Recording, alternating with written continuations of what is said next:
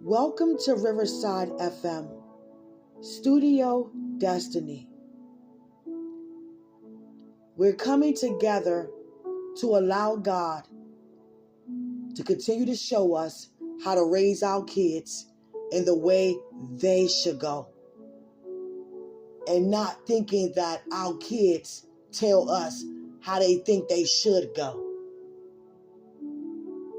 We have to stand together regarding one another and intercede that we get what God is saying correctly regarding our children. Our children are not supposed to be sassy. Our children are not supposed to mouth back. Our children are not supposed to hide things and be sneaky about things. Our children are not supposed to keep things from us.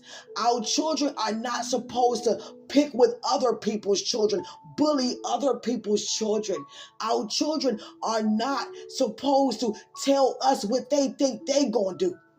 Our children are not for us to protect from hurt, harm, and danger. That's what God's supposed to do. Our responsibility is to lead them with the love of God that He put in us for them to receive concerning His love also for them. We carry our kids inside of us, and every form of word regarding them, the enemy still comes and tries to steal that out of us. And he keeps on trying to steal our kids. He keep even coming for the kids who not even here yet. He already have a plan for your lineage. He has a plan for how your children think, how our children speak, how they feel every day. And guess what? Children are not telling how they feel, even our adult children. They don't come home and say, Mom, I'm stressed. Mom, I'm pissed off. Mom, I just got hurt. Mom, I'm angry. Mom, I don't believe God anymore. Mom, I'm disappointed. Dad, I don't know. Mom, where is Dad? Dad, where is Mom? Why did I grow up this way? Because many of us are disappointed as parents in ourselves for all the mistakes we made, and we're thinking that our kids are angry. We're thinking that our kids feel some type of way, animosity, but the whole time it's us feeling that way about us because we didn't free ourselves from the mistakes that we made, even though we know we're human. If you were a party animal, guess what? You're not now. And that's not it for you. Because after you receive this word from God, you're going to stop that as of right now. Because we're here for each other. If you spent money on you and not on your children out of selfishness, guess what? Not anymore.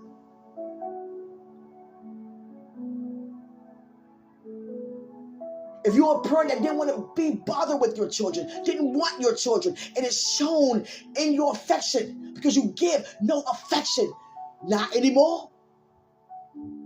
If you felt like you were promiscuous, not anymore. The old is gone. You are in your new. Move on. Your kids move on when you move on because you are to lead them. They're not created to lead you. Many of us say, you know what? My child got an attitude problem. My child don't clean. They always asking. The thing is, do we ever sit down and ask them why they do what they do? Because many of us don't know how to because it didn't happen to us. Many of us say, you know what? My dad wasn't there. That's why I'm not there. Or my dad wasn't there, so I'm going to make sure I, most importantly, be there. And sometimes we overdo it that we smother our kids. And for us who disown the kids because we felt like we were disowned, not anymore. Because there's no excuse. No matter what you've been through, I've been through, there are no excuses why we cannot continue to prosper in all that we do. How much, even the more, that we do better than how it was before. It doesn't matter if you grew up eating potted meat and crackers or had a silver spoon in your mouth. It doesn't make you happy. Going to private school or public school, it doesn't make you peaceful. Because it's not in the place. It doesn't come from the place. It's in you. So wherever you go, you saturate. I saturate. And many of us as parents, we don't know what it is to be broken, to even come that low to our kids and ask them things we never asked before. How are you? Are you being peer pressured? You know, how are you feeling? Mothers to daughters, because some daughters may not feel comfortable to say certain things around fathers. Same with fathers and daughters. But we have to say it. We have to carry these conversations, because if we're not conversating with them, somebody else is going to gain their attention and gain their influence. Everybody, we're not out to be the coolest mom or dad in the world by doing what all kids think that we should do on their level. They're trying to bring us down because they don't know any better. You were here before them. I was here before them for a reason. So we have to continue to teach them. Testify even. I don't want you to go to that party. Why? Because I said so. Why you say? Because I said. No, because I went to a party. And guess what? It didn't go so good. It never does, that type of party. We can have our own party.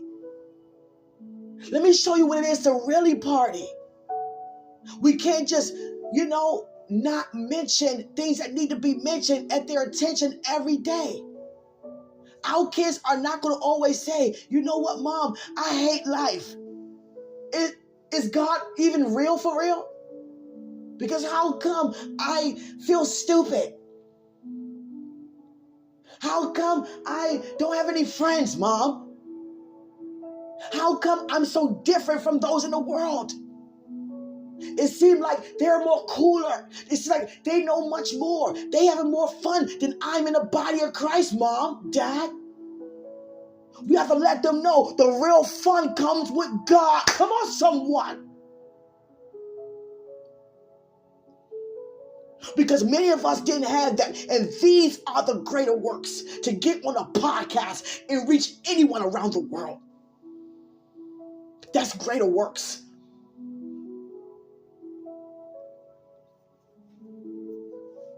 We hear about how much the disciples traveled and the way they traveled way back then. Think about the condition of their feet. That's the first thing that Christ washed. Blessed are the feet who travel, because he already know what you go through when you do travel. Why do you think God giving us supported shoes? Because he already know what we got to do. Feet bleeding and still walking, preaching good news, stepping on rocks and still leaping for joy, because the joy of the Lord is your strength.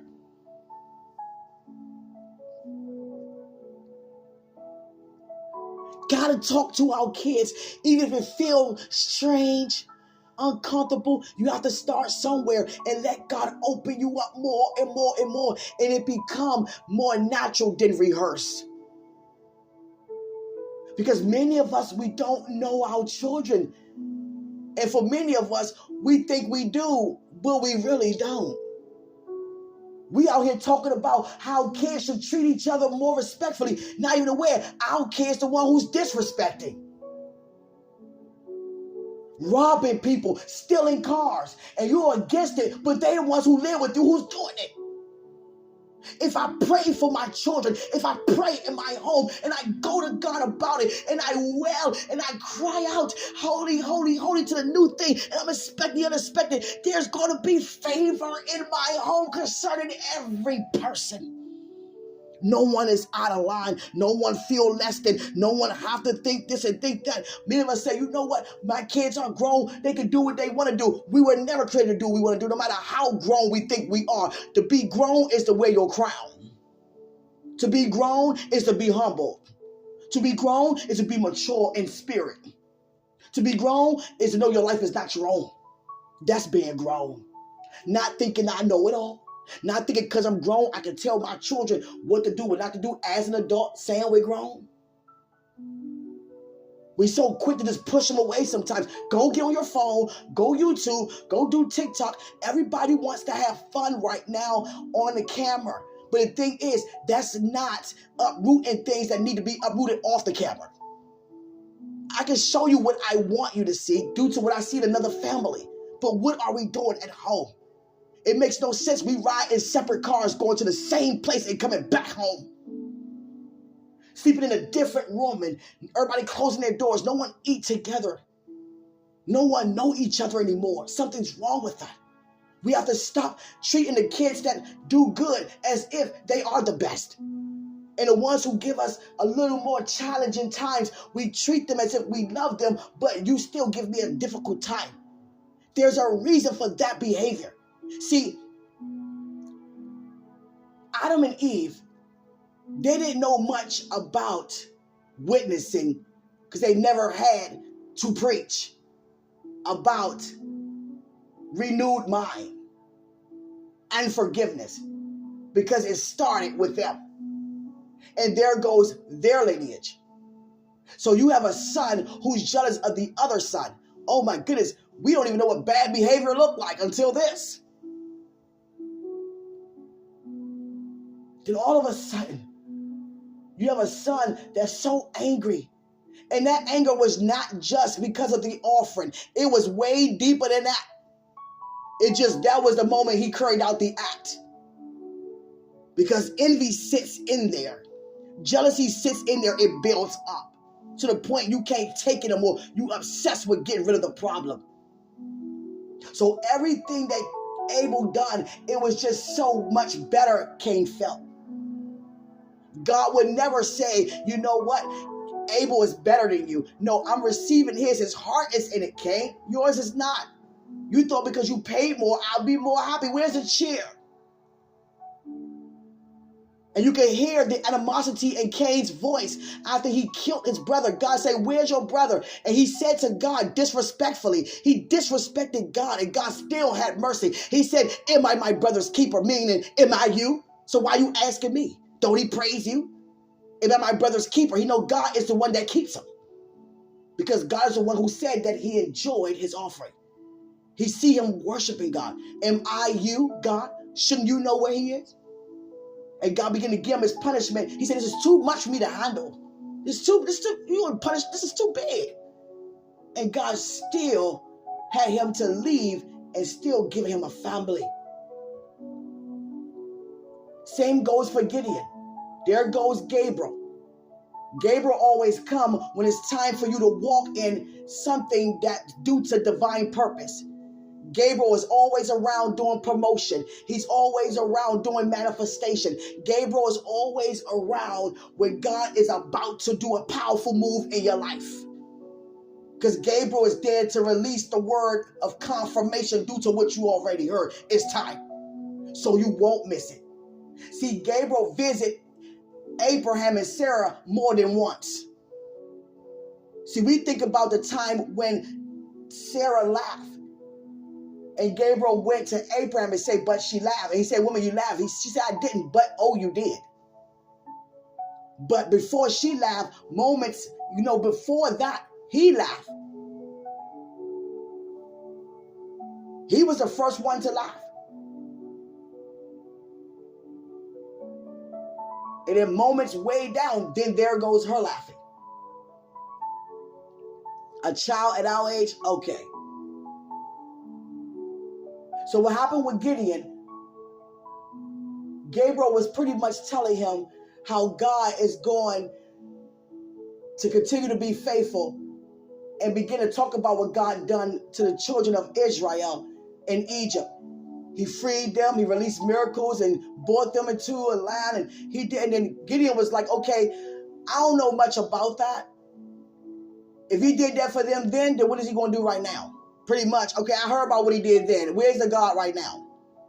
I know the God of then, you just told me, but he's still the same yesterday and today and forevermore. Okay, so where is he today? Where is this God at right here? Because the Midianites, they're killing our wives, eating our crops, and taking our jobs. Where is he at now? And that's when Gabriel said, you mighty man of valor. Because he spoke up for what he believed to be correct to say. He wasn't afraid to speak his mind. And many of us are afraid to speak our mind to God, but he already searched the heart. If you're disappointed, guess what? You cannot receive the healing or the breakthrough unless you go to the one you're disappointed with. Many of us are disappointed. Family members went home, but we don't want to mention it. We stopped coming to church because we feel like this faith doesn't work. No one can save my loved one. No one can help me. No one can bless me. Man, you just a phony. And many of them are angry and they leave. Many leave marriages. Many leave families. I don't want it anymore. I'm out.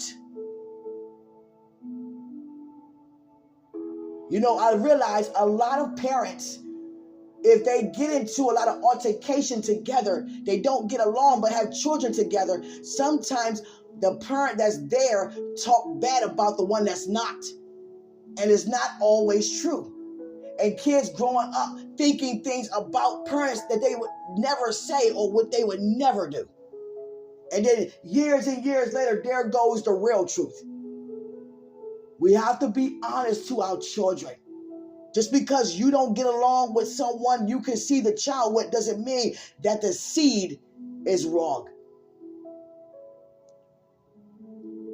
If your children smoke weed, if your children drink or pop pills, if your children like fornicating, guess what? It's not just to say, stop it. No, the thing is, if you ask them something they don't have an answer to, that's going to have them thinking like, yeah, why am I doing this?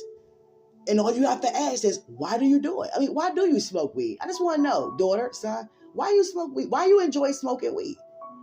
Because there's no answer for real. Because it's created to be a substitute, a distraction. So why do you like drinking? You know, what can you say? I don't know. So if you don't know, then why are you doing it though? Do you think you have to do it? See, if you question them, that's opening them up to really ask themselves, why am I? Am I doing this because is this what seems to be the new thing? Do I like how it feels when I really don't like how it feels? Fingertips smell, breath smell, liquor sweating through your pores, tired, lazy, popping pills, falling asleep, don't know where you are half the time. Waking up with people you don't even know. That's no fun, excitement. Going to a club with a lot of people who looking to see who gonna go home with them that night, or a fashion show. Disrespecting, putting their genitals on other people's bottom and thinking you're gonna dance because you buy a drink. And it doesn't even work out because what you both had in mind was nothing but lust and not love. So why do you do this? Why do you lie so much? You don't have to lie. Why you like telling lies? Why you like exaggerating? I don't know. No one gonna ever say, because I like it. No, but why do you like it? I don't know. Give your children a reason to think. Let's not just dismiss them and say, well, I love you no matter what. Yeah, but guess what? You're not going to be living like that because the Bible says, as for me and my house. So guess what? I got to go to God about what to do regarding members in my home. Even if I'm on my knees and it's not me fasting for something Christ done. I'm not fasting for your deliverance. You've been delivered. I'm fasting for you to receive revelation due to it. My fasting is not coming from a place to get Christ to do what he already done. It's for me to become aware of it.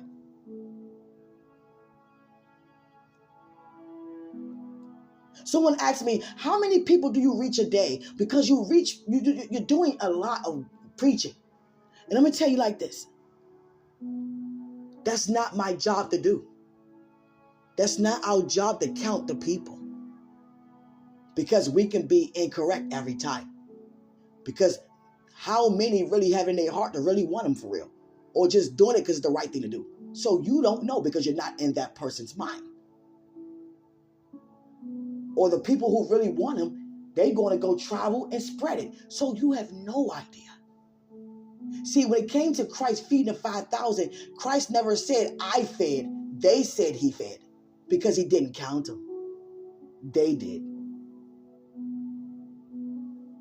See, increase, it comes with numbers. It comes by size, space. But when it comes to expansion, that's outside of space. That's outside of time. Because expansion comes with purpose.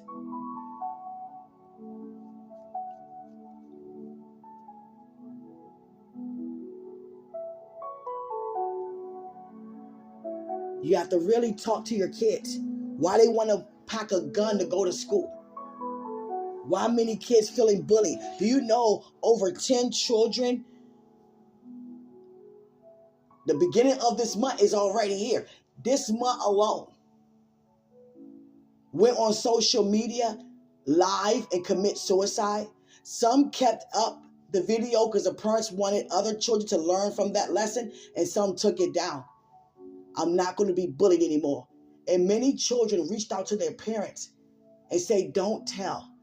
And the parent went and said, I'm going to do the best thing. I'm going to tell. And it made it worse. That's why we have to go to God about what to do. See, when it came to me as a mother for 17 years, it all started, with me before then, working with early childhood children, kids. Half of my life, I've been working with infants all the way up to junior high school. Aftercare programs, early childhood education, tutoring programs, all of that. Half of my life. And it took me to humble myself to realize, why did God do that? So I thought I wasn't a mother at the time. Oh, I'm going to be a great mom. My child this, my child that. Oh, it's going to be so beautiful. Oh, my child, I'm going to do this. I'm going to do that. Had no idea I was going to give birth due to being hit by a drunk driver on the night of my baby shower. Because the driver on the opposite side of traffic, the other direction, he thought he was putting his foot on the brake, but he put it on the gas and didn't want to hit the car in front of him, so he swerved to the opposite side of traffic and hit us head-on collision. They had to cut me out the car. And it was nothing but God who had me to ride in the same ambulance as the man who did it. Because God knew my heart. He knows my heart. And what happened was, I'm in an ambulance with this man. We both in pain. We both have broken bones. I'm pregnant. And he's crying. Oh my God, kill me, kill me. What did I do? And the paramedics are drilling it in his face. Yeah, you ought to be sorry. Yeah, you ought to die. You hit a family and you hit a woman who's pregnant. She's pregnant. She could lose her baby because of you. Yeah, shame on you. He said, oh my goodness, she's pregnant. Oh my goodness. He right beside me in the ambulance. We both in a little stretch thing. And he's crying and he got worse. And I said, wait, no. The best I couldn't scream. Everything was like broken. I couldn't feel anything. So I had to calm down. The worst thing to do is panic in a situation like that. So I said, no, you're okay. You're not going to die. I'm okay. I'm all right. We both going to live. You're okay. Don't cry, please. And he calmed down like, okay. And the paramedics, I will never forget, they got quiet the rest of the ride there. Like, if she's not mad and he did this to her, why are we angry at him? Wow, what an example. So I'm in the hospital at the time then. He's in the next room from mine. They just kept me near him. That was God. Everybody else like, I'm going to kill you. And, then I get a visit in my bedroom. In the hospital room. It became my bed. I was there for a long time. And I had a visit from a woman who had a brown skirt suit on and a pen and a notepad. And she said, so, are you angry? No. What do you think his punishment should be? And I was like, I don't want him to be punished. He made a mistake. It's okay. We all make mistakes, don't we? She said, okay. And then my nurse came in the room and said, who are you talking to? I said, I think it was a lawyer just came in here questioning me. She said, there's no lawyer here. I said, a lawyer with a brown skirt suit just came in my room and asked me, do I think he should be punished? I said, no. Ma'am, no one came in your room. We're right here by your door side. And 10 years after that, I remembered she didn't even go out the door. She went through the wall. That was an angel who walked through the wall. She left his room to come to mine because she was at the courtroom, in the courtroom with God as the judge concerning it. Do you think he should be punished? Like, pretty much, how do you feel about what he done? Are you angry? What do you think God should do about this? Without her saying it, she came in and just did skyfall. She was a lawyer. I'm like, I don't want to be punished. No, we all make mistakes. It's okay. Please, don't hurt him. And they're looking like, oh my gosh, like, what? Why are you so nice?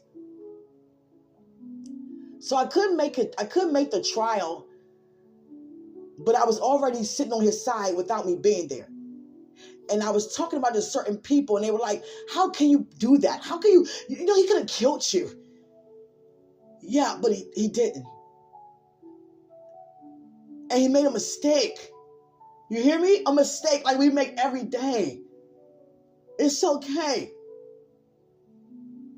So what I did was,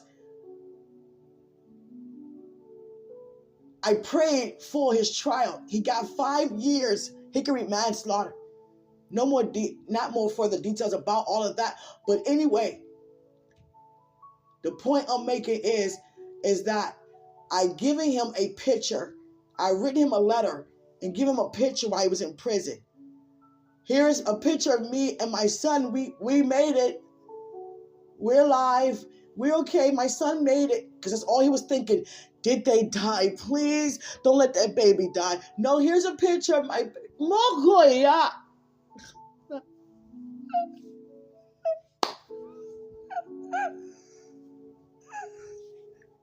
His name is Joseph.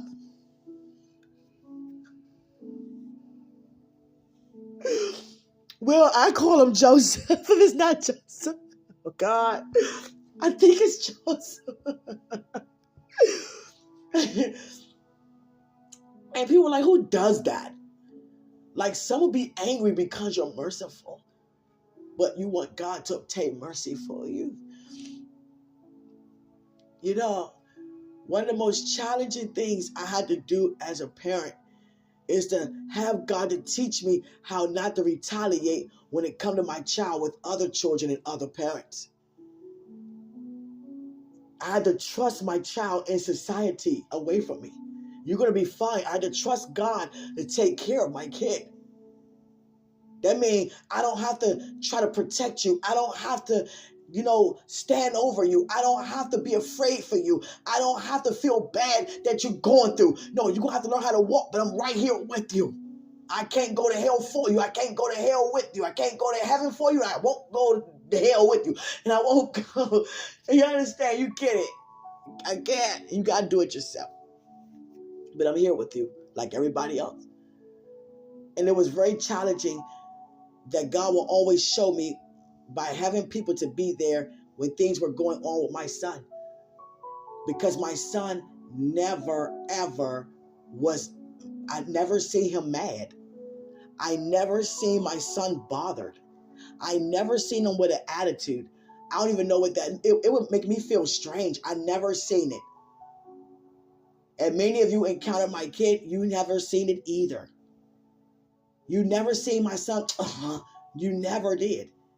I never seen my kid angry, even if he didn't want to do what I asked. I'll never forget, one time I spanked him. And, oh my goodness, he paused his breath for a while. And you could pass out, and that scared me. So I whooped him more while he was pausing his breath. Oh my God. I didn't know any better. We grew up off of spankings. I thought it was a way to do things, but it's not. And he didn't have to get spanked because he didn't really do anything. But that time I did. And you know what he did for me? After I spanked him, he got my foot tub. He put some foot scrubs in it and put water and put my feet in the tub and start rubbing my feet after I spanked him. So I said, give me a second. Hold on. Wait a minute. I went in the room and I broke down. Oh my God. The last time I ever spanked my kid, he looked up at heaven. Like he saw the light. Look, it had me to not even want, I put the belt, everything. I didn't even want to do it. He looked up at God. What he did was he tapped into a different reality. My God. Because I sit down and I say, let's talk. It wasn't easy to do that when he was younger. I didn't feel like all of that. I felt like it was about me and my time. Look, no kid going to stop me from having fun. I love you, kid, but I'm going to enjoy myself too. Because many say when you have a kid, the fun stops. That's a lie. That's when it really begins. So I would, talk to him. Let's do projects together. Let's talk. Let's sit at the table. How you feel? And there are times that God says, stand back, let him handle it. And it would have me to, want to cry. Like people would take advantage of a kid that's, period. You got people in the school system, people outside the school system. God will always send someone there to tell me things. And I always had to go to God. Show me how to not get upset when my kid is upset about what happened to them. Show me not to become carnal-minded when things are going on or regarding my child. Show me how to love those who disrespect my kid. Show me how to allow my child to brush things to the back, behind, to move forward, not off because it didn't touch you. Don't brush nothing off. It's not in you. Show me, God, how to not to be angry. Show me, God, how not to kick nobody's tail for messing with my child. Show me how not to go to jail, God, please. Because I don't want nothing to happen to my kid. I never thought that I would give birth to a child whose heart went to 0 5 times due to being hit by that drunk driver who I've forgiven. No one really knew. Not my mom, not my son, father even. I stood there. I didn't want no one to give a different sound in that hospital room.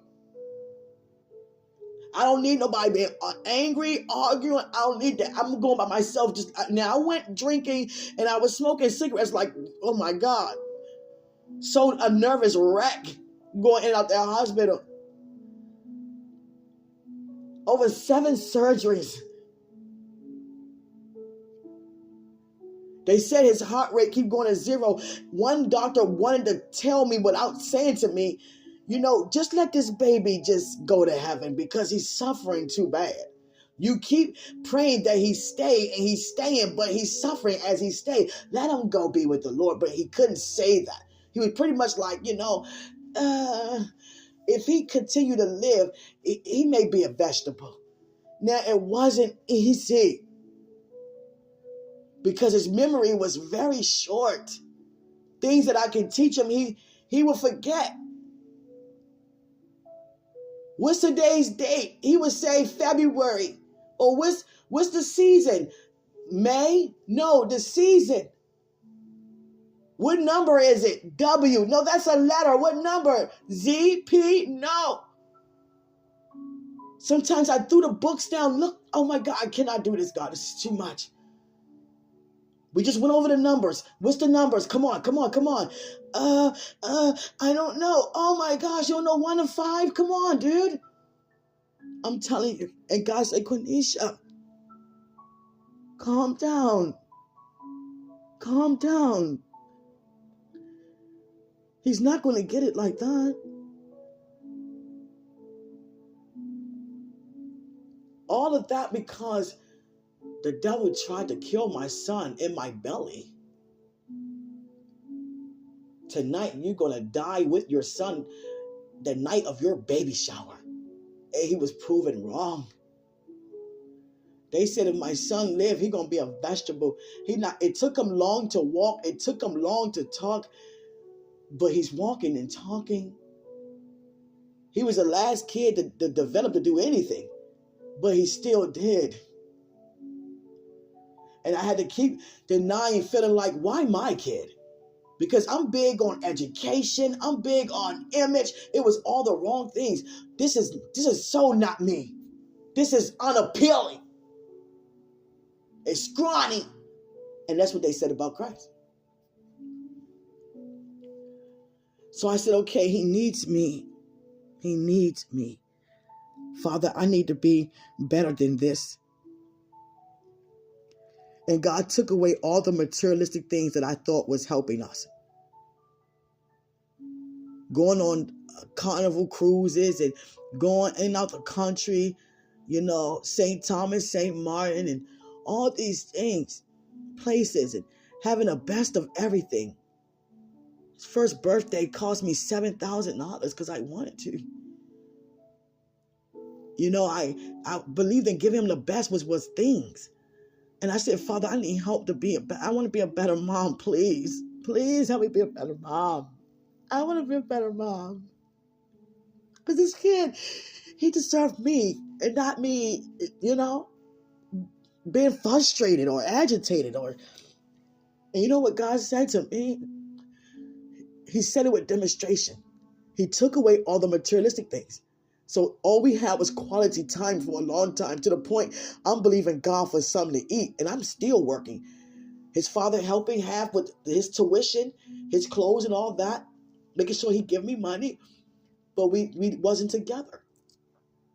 We had different homes, and he had the best of both worlds. That's all he know. He don't know anything other than that growing up.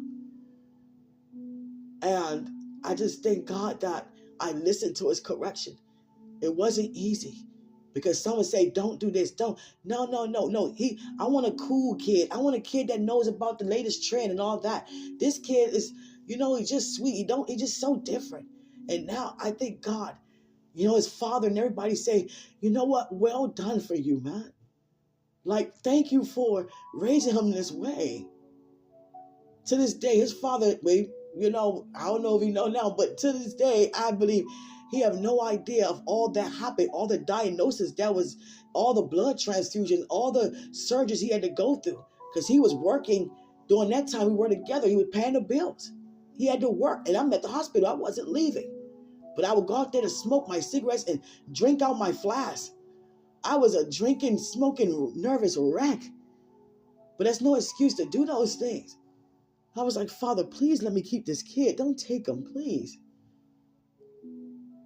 I didn't tell Holly no one anything about any of that.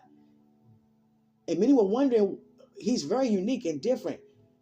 Yeah, because I had to pray over him, put scriptures in his pocket. I had to trust that God would protect him while I'm at work. Make sure nobody pick with him, God, please. And no matter what he been through, nothing ever bothered him. Nothing ever bothered him.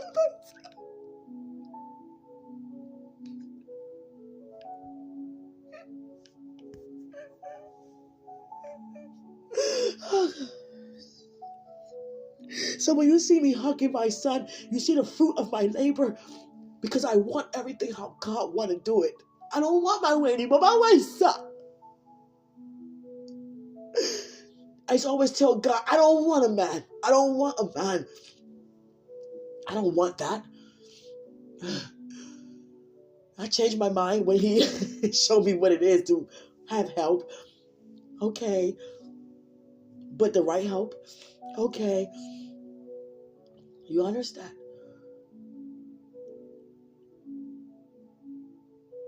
I used to be so afraid for my own kid of people laughing and making fun, or is he going to be okay out here?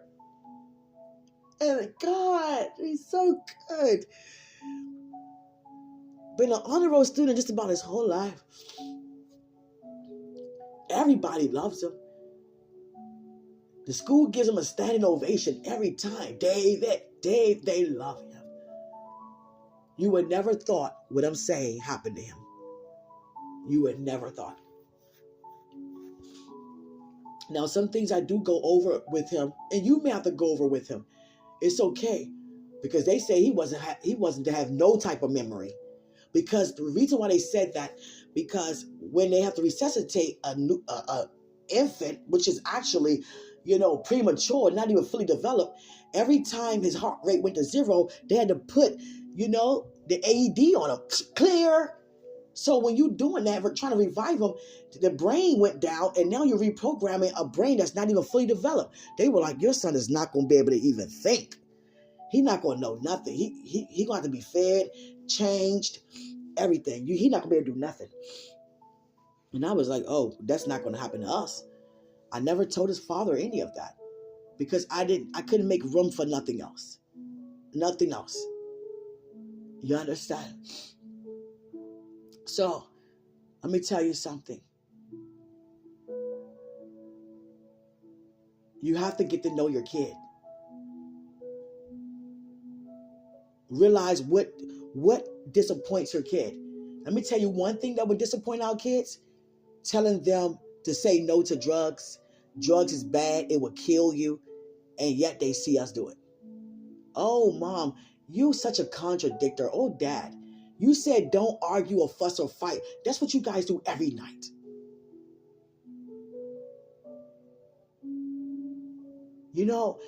Get it right with your kids and your spouse at home.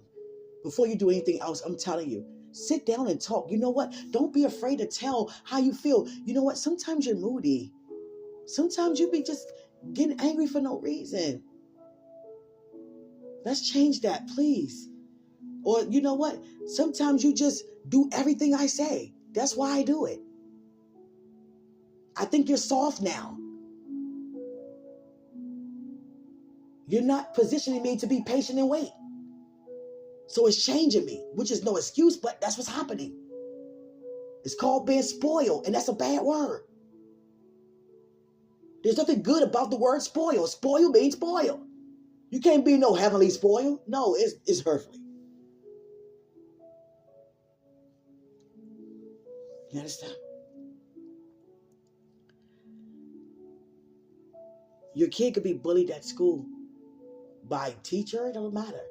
You don't know. Some teachers, they're just like, they're really giving up. Like, I'm only here to get paid. It's up to you. You want to learn or not. Look, we can't give up on anybody, especially not the future. So what is it going to do? What does it mean if we don't help them and we pass it on? What are we passing on? Judgment? Giving up? You just smoke weed. Look, God knows your heart. Yeah, but he also knows how he shaped and formed and molded you without weed. Without sex. Prematurely. Mental sex, emotional sex, social sex, email sex, phone sex, text sex, sex is sex.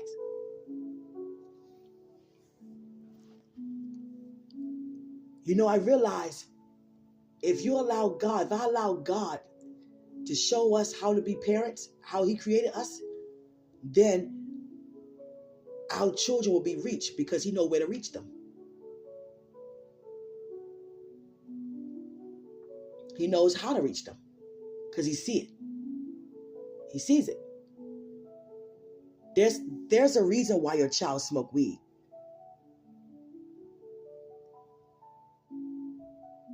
It doesn't always mean that they just want to get high. Why do you need something else? Why do you feel like this is not good enough? What's going on? And a lot of our children do these things because they don't feel good enough. I feel like I keep messing up all the time. I feel like I'm letting y'all down. They need to be builded up. Because a lot of times we're like, you're just doing this. See, it's so easy to praise, my kid who doing good. He doing what I want him to do. Good for you, kiddo. And the one who's not, I'm still going to love you, but you're going to feel coming from me that you're challenging to me at times. And that's how Cain felt about Abel. It's always me, Cain. And many of us parents, we make mistakes. Here goes some Bible references. Same goes for Abraham and Sarah. Think about I'm about to take you deep in the storyline. They have family around them and people in the community. Hagar is pregnant, but she's revealing the promise that's supposed to come from her. But she's pregnant by Abraham, and everybody knows that's Abraham's baby. So, what happened in y'all home? Abraham was, explain. Sarah, how could you let him? What's up with this kind of saying? This is Jerry Springer, before Jerry was even born.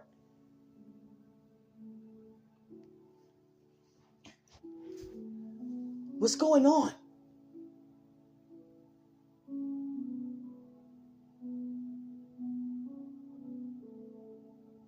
Some things we have to let go. That happened to us when we were kids. Or what our parents did or didn't do. They didn't call you. They don't call you. They don't say they love you. You don't know them. Guess what? Know you. Know you. Know you. There are no excuses why we can't win, which we always do. If they left you, guess what? You don't leave you. And you don't leave nobody else either. Why do our kids want to be away from us all the time? Why they don't want to be around? See, that was what happened to Sarah and Abraham. Too much going on in the home.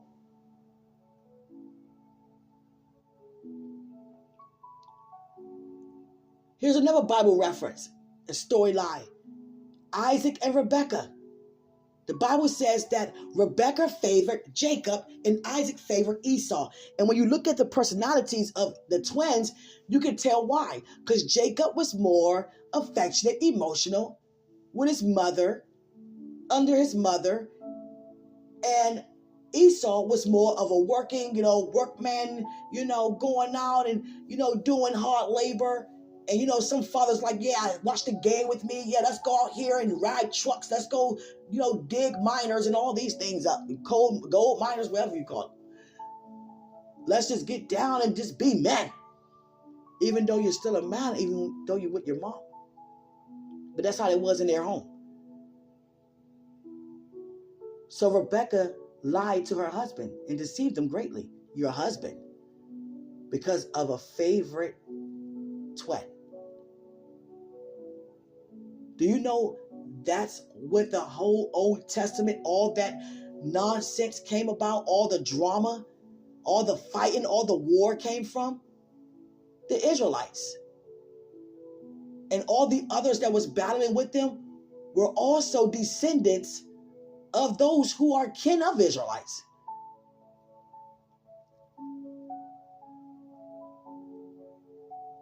Here's some more word for it.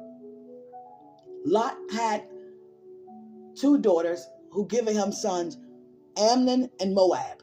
And you know about the Ammonites and the Moabites. Those were the two that we read about all the time who fought against each other when they supposed to go against the children of God. That's who they were. Those were the Moabites and the Ammonites. And they're from Lot, who's connected to Abraham, a friend of God. See, all of that chaos in the bloodline. And still children of God, as we are today. Look at all that drama that the Israelites been through. All of that. Even with Moses, you added extra 40 years because you killed the man when it was time to be used. But God still blessed you when you were outside of Egypt.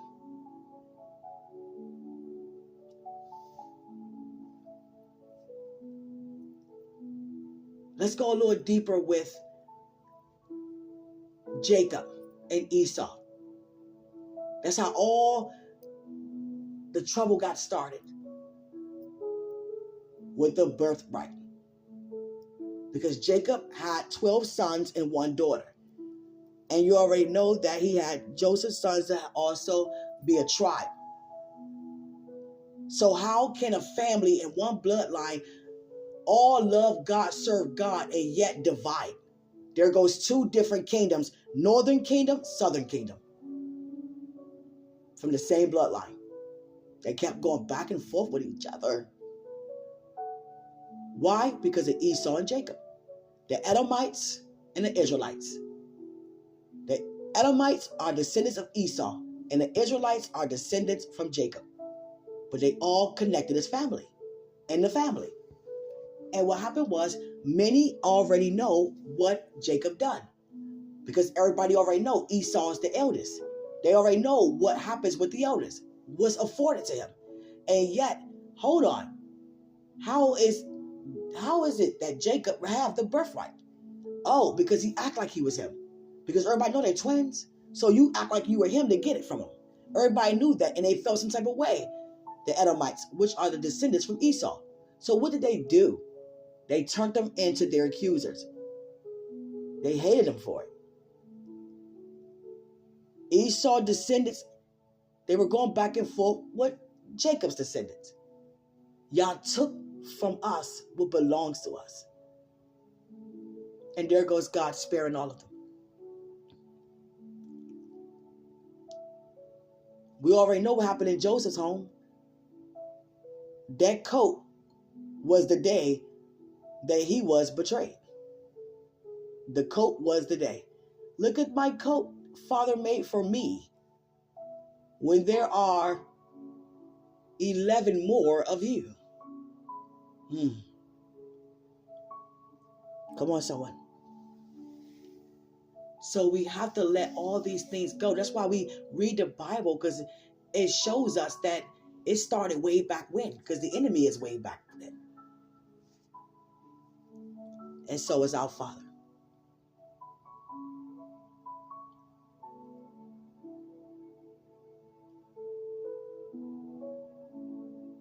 You know, Noah didn't have an easy assignment.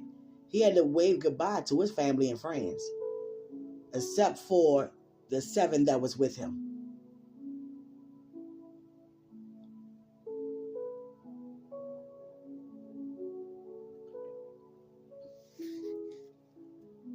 So what God is saying, open up and talk to your kids. God said, go back to Joseph with Jacob. Sometimes our family members who do things generational, they think it's okay to do, even though it's not. They don't see that they've done anything wrong. Like Jacob, he still didn't think what he done was wrong to Esau. Here's Bible's reference. Here's scripture. When Jacob met Joseph's sons, he tried to bless the youngest, Ephraim, and not Manasseh, the eldest. So you could tell they were identical. And you know, Esau and Jacob, they were identical, but one was just hairier. But Joseph's sons didn't hit puberty yet. They were boys. So you really can't tell them apart. There are no beards, no anything that can tell a difference. Obviously, because Jacob pretended that he didn't know. So that means that Joseph's sons were wearing the same thing and looked the same way, because Jacob tried to keep touching Ephraim's hand to bless him. And Joseph wiped his father's hand away and said, no, Manasseh is the eldest dad. In other words, I'm not going to let you do to my sons what you done to your brother. Jacob still didn't learn, even though he's a man of God. Sometimes we do things and we feel like, yeah, we were the best choice. So yeah, I don't regret what I done. But deep down inside, we know it's wrong. So all of that, if you've been through that, let it go and move on. You know, you don't want your child to be troubled and you don't know what's going on with them. They're like, I'm fine. Oh yeah. And they're really troubled. In the mirror, like, the kid's right. I am ugly. The kid's right. We are broke. The family's right. My friend's right. Y'all argue all the time. You're embarrassing to me. We have to sit down with our family. Your family is who live with you. Hey, what's going on? No, talk to me. Open up. How you feel? What's going on? If they have a story, what is your part in it? What is your part in it? There's always a root to everything. There's a name for everything.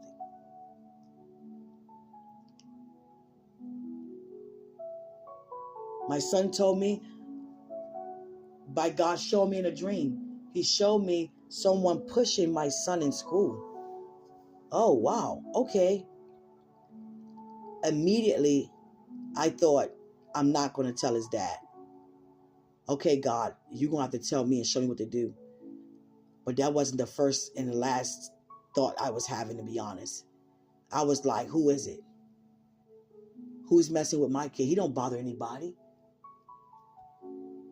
Who parent I'm about to go and have to lay hands on? Who? Because they kids should know better. I was going back and forth with myself. And I said, Father, I don't want to be upset with the kid that pushed my son. I don't want that. I want to see them how you see them. I don't want that. So what I have in my heart, please remove it. I know my son doesn't bother anybody, but that's not how we do things. I want to do the right thing, not because it's the best thing. No, I want to do the correct thing, the correct way. Please help me get over feeling this about what's going on in this dream you showed me about my son. And I asked my son, what happened? And he told me, these kids go around just picking on people. And I said, okay, I can't tell my kid that beat somebody up or hit them back because God wouldn't say that. God wouldn't do that. So what do I tell my kid, Father, how he's supposed to defend himself? He doesn't defend himself. Let God do it. Let God instruct you what to do. That's how much we have to believe and depend on him for everything, even the breath that we breathe, the air that we breathe. And I said, okay, God, I lift up these boys. I lift up my son, and God give me another dream this morning. And this time, he got punched in the face in the dream. And I said, do you want me to come to the school now? Yeah, I think you should come now. Yeah, I try to control it, but no, you need to come up here. And when I got up, I began to weep like, oh no. And I began to realize, who is it? And I got to calm it down, realize this is not, no. I'm going up there today. Nope, I don't go up there. It's going to make matters worse. Father, I have to seek you. What do you want me to do? All of a sudden, I began to cry out. It just came out of my belly. And I didn't know what it was for. It was for those children.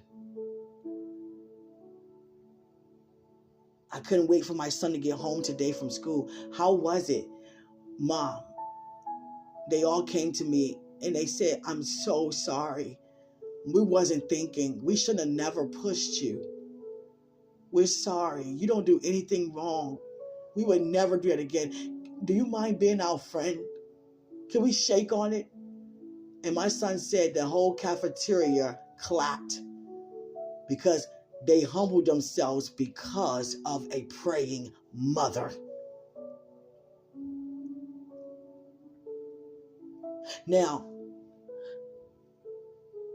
I know that when I was a teenager, I'd done things that my mother told me not to do. And then I learned from my mistakes.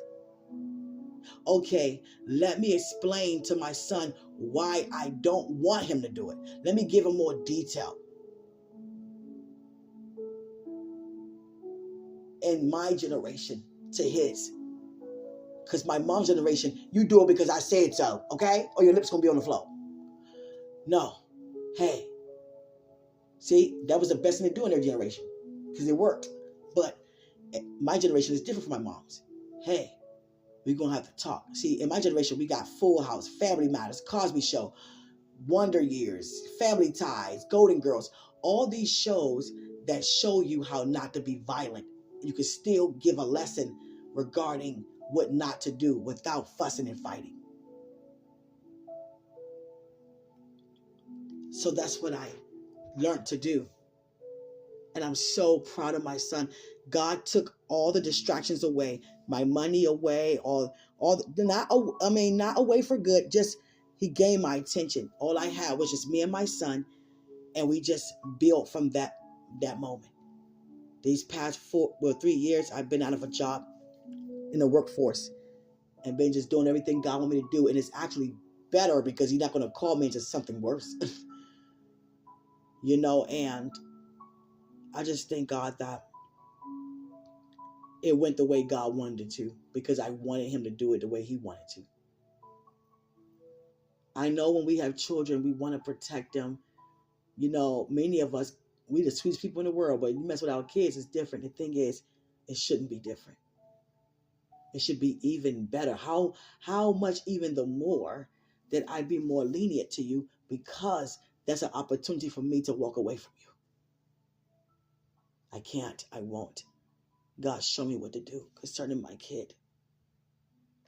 And he said, Mom, God always come through.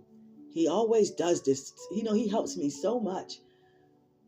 Those boys came and apologized, and everybody to be like, wow, they apologizing. Wow, these are the number one boys in the school, and they're humbling themselves before the God in David.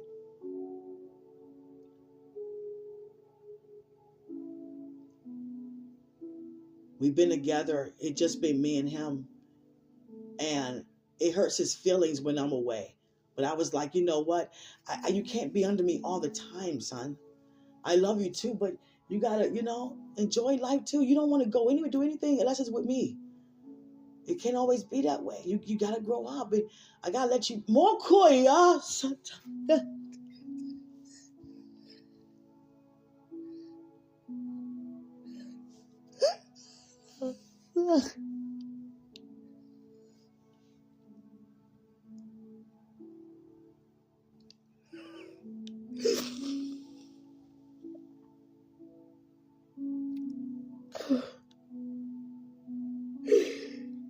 He wants to protect the country.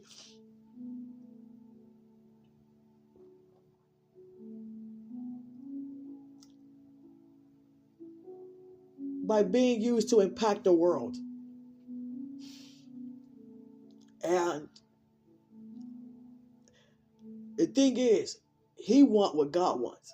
Because I had to go to God about it. You don't know. I'm not just having you to be what you think you should. Father, my son, I went to God when my son was a sophomore. God, my son is in 10th grade. I need a word about what he called to do. Give me one word so I can invest that into him. And God give me one word. Military. Military? Military. Are you sure? You want me to send my son somewhere where he going to die?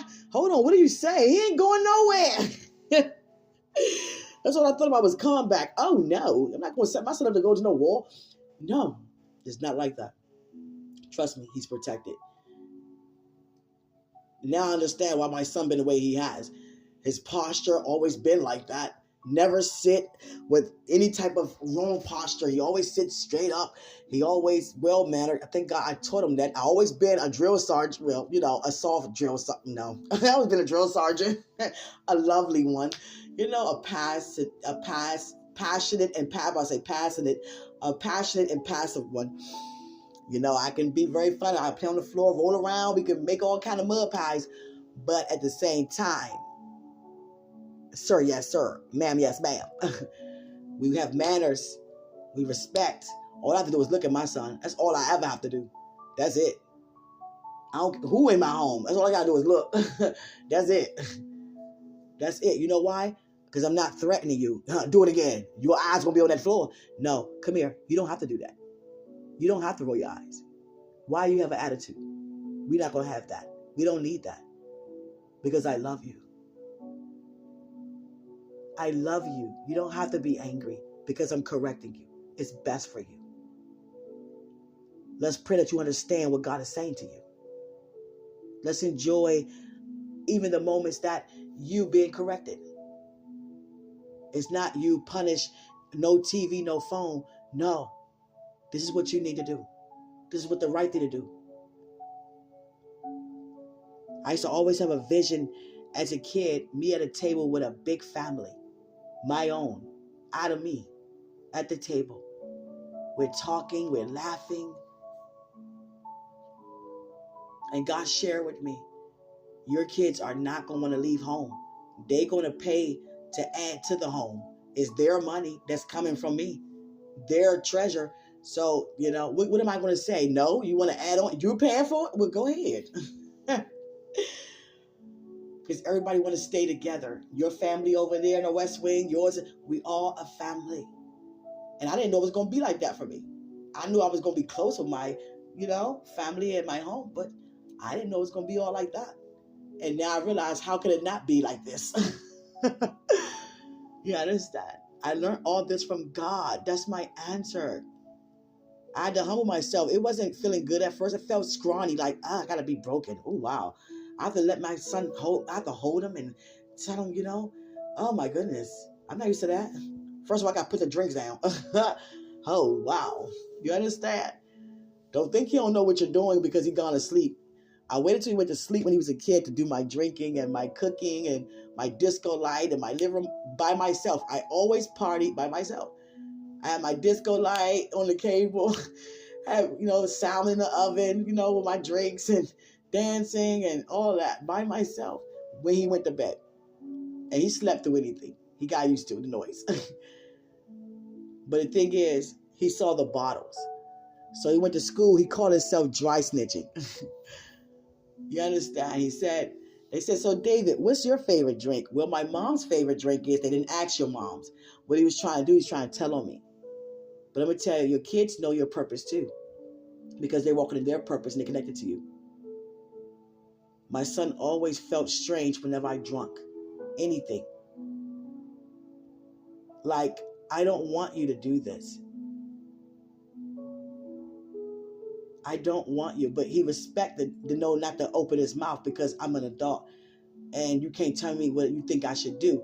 But I can see in his face, I don't want you doing this. Drinking is bad, Mom. I don't want you drinking.